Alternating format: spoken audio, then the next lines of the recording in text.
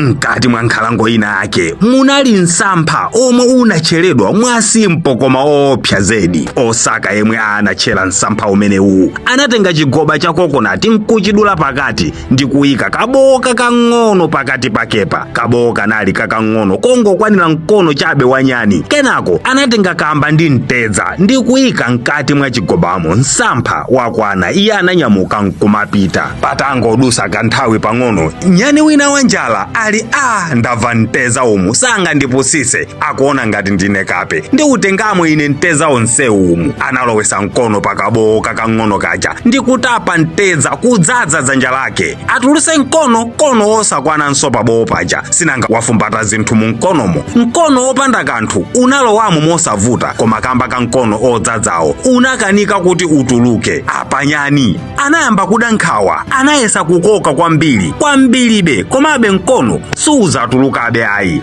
Ali mkati moyesesa mosayembekezera kunatulukira mkangono. Maso ali ndwi panyani uja. Pamene popo ndipo mwe mantha asiriasi anayamba panyani uja. Apanyani anakuwa mokweza kuyesesa kuponda mtengo kuti azituluse komabe mkono umodziwu unakakamirabe kukanika kuti atuluke. Mbali mwa chigoba cha kokonati muja munayambano mpaka kucheka nyani uja magazi nkumatuluka kamba kamavuvu oti adzipulumuse koma kukanika kuti mtedza otapatapawu ausiye. Ufulu wake unali pochepa chabe kuti athe kudzipulumusa. Chomwe chinkasowekera ndi ganizo limodzi chabe, chiganizo chochepesesa zedi choti angosiya mtedza anatapawo. Mumtima mwake china chake chimamugunda, thawa iwe, zitayiwe zimenezo zipulumuse wekha. Koma mbali inayi mtima wa mkhwizi unkati mmene ndatapira pa ndi chonchi ndingosiya pachema mtedza wina ndingakaupezenso kutiko nkutheka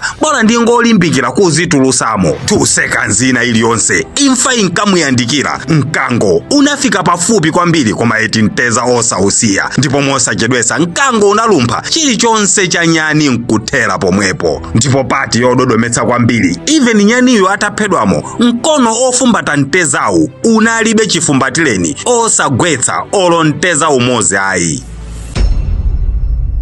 Phunziro langa munkhani ku psychology iyi imachedwa sunk cost fallacy. Nkutheka iwe nzanga ukonera ndiwe nyani koma sukudziwa wekha kuti ndiwe nyani. Tikapanga invest nthawi yathu, ndalama kapena ma emotions athu pa china chake timaona ngati kuzisiya zinthu zimenezozo ndiye kuti taluza. Even zimenezizi zitakhala kuti zikutiononga ife amene ndi angati ali mmabanja palero azimayi koma amuna awo akabwera pakhomo iwo sususu kuopa awatibula popeza amadziwa kuti iwo ndi chipunching bag cha amuna awo. Nyani to ankati let it go koma kusiya mtedza kunkamvekera ngati ndi big loss kwambiri. Chimodzimodzi omwe amatibulidwa daily chonchi sikuti sakufuna kusiya banjalo ayi koma amaona ngati ndi big loss kamba kampunga omwe amadya pakhomopo nkumafera buledi kumene koko. Ndipo maganizidwe amenewo